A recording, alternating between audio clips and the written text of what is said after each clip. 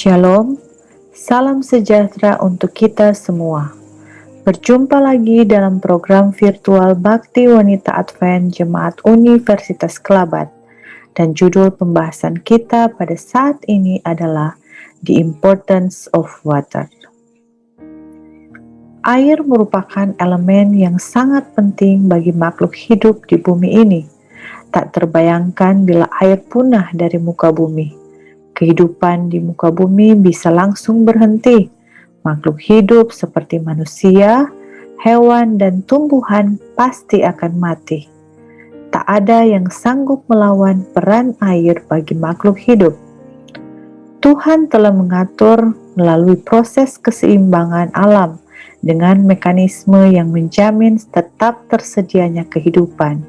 Namun kehidupan manusia telah memberikan pengaruh keseimbangan tersebut, termasuk komponen air.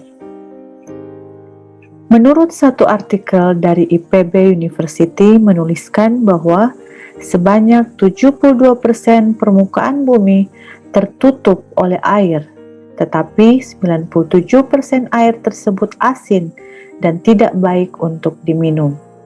70% air minum tersebut berbentuk es, dan kurang dari 1% air minum yang ada di dunia siap dimanfaatkan secara langsung. Air adalah unsur penting.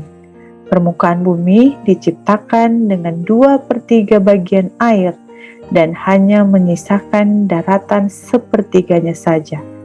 Dalam sistem tata surya, hanya planet bumi yang memiliki air dalam bentuk cair, dan belum ditemukan planet atau tempat lain yang memiliki kehidupan air seperti di bumi.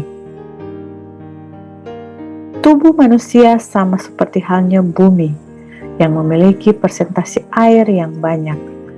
Kandungan air tubuh berbeda antar manusia tergantung pada proporsi jaringan otot dan jaringan lemak. Tubuh yang mengandung lebih banyak otot mengandung lebih banyak air dibandingkan tubuh yang mengandung banyak lemak.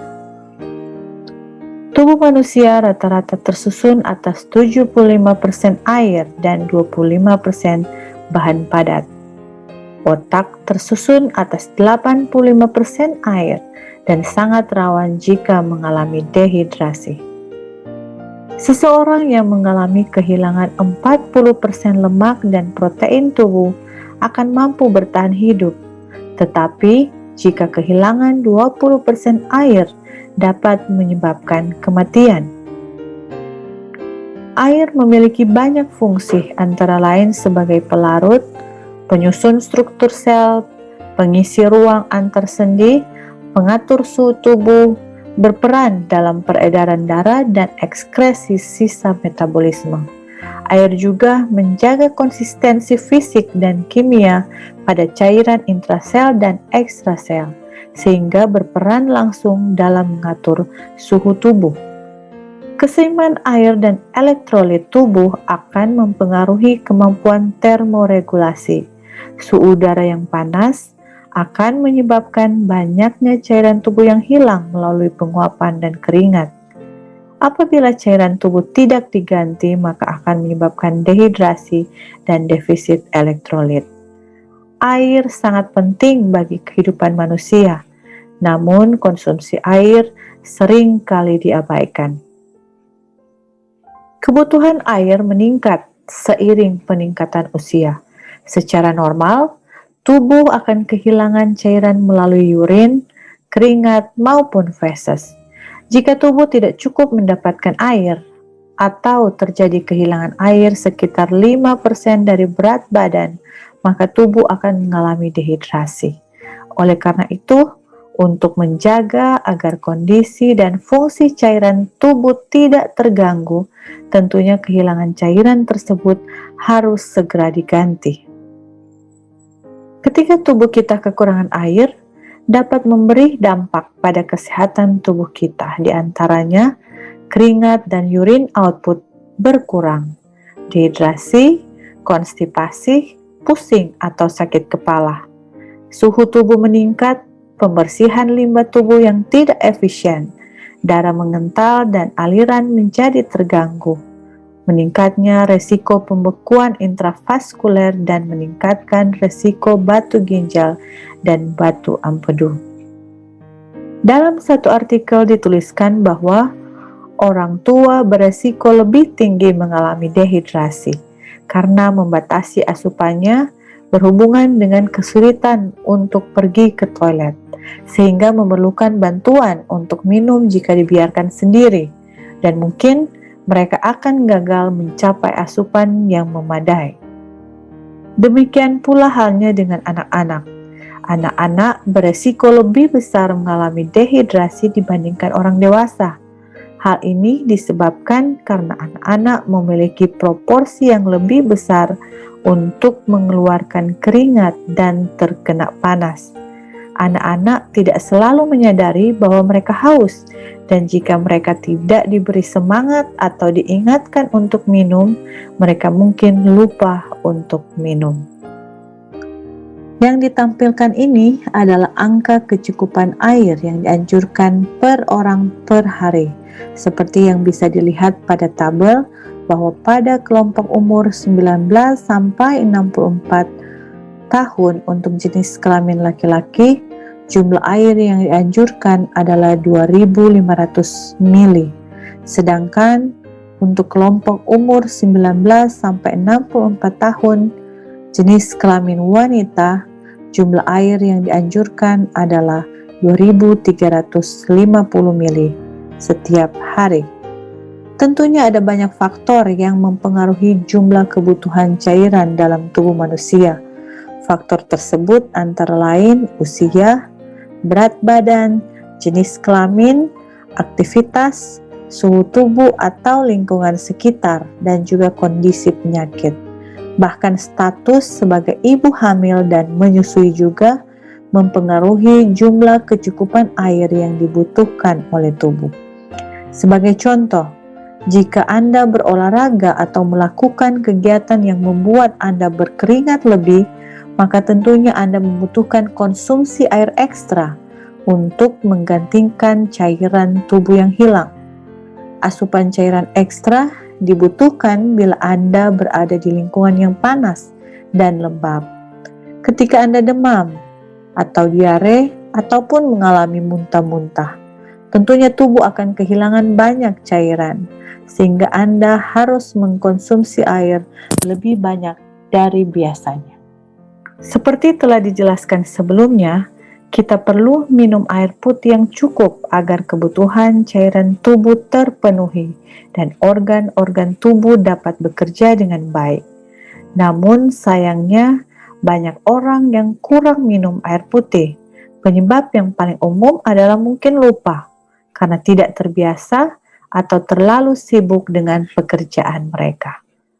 Marilah kita membiasakan minum air putih saat bangun tidur, agar supaya kebutuhan air dalam tubuh kita dapat terpenuhi.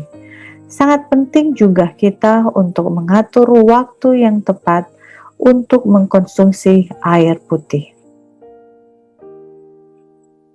Kriteria air minum yang sehat yaitu jernih, tidak berbau, tidak berasa, memenuhi persyaratan kimia atau pH normal dan bebas dari bakteri. Air yang keruh dan berwarna menandakan adanya zat atau bahan berbahaya di dalamnya, baik organik maupun anorganik. Selain itu, air yang berbau juga bisa menandakan terdapat pembusukan zat organik seperti bakteri, kuman penyebab penyakit, atau bahkan karena pencemaran lingkungan. Kualitas air minum sehat seharusnya tidak berasa atau tawar.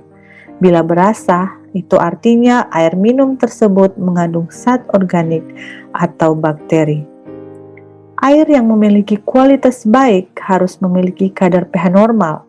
Selain itu juga tidak mengandung bahan kimia beracun, bahan organik, serta bebas dari garam atau logam lainnya.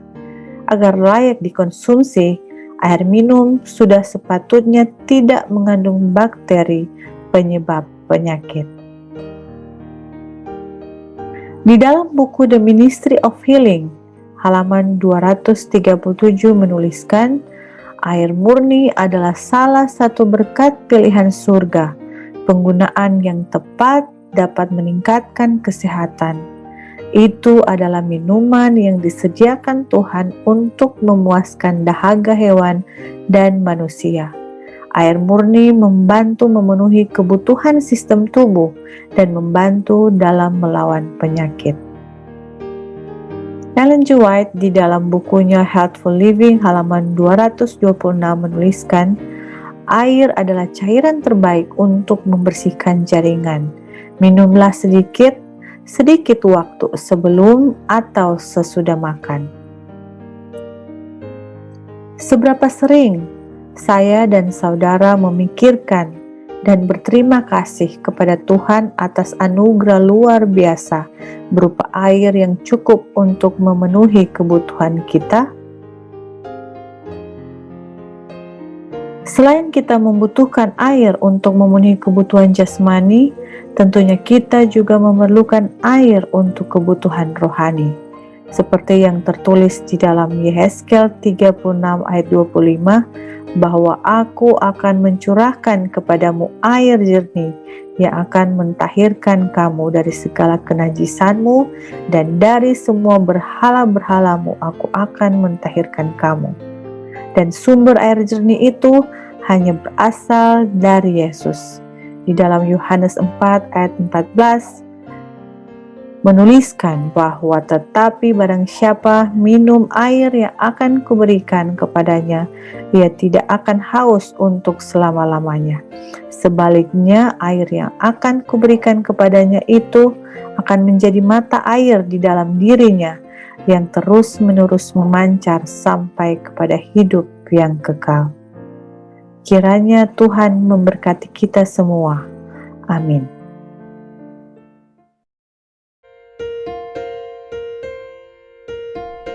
There is a candle in every soul, some brightly burning, some dark and cold.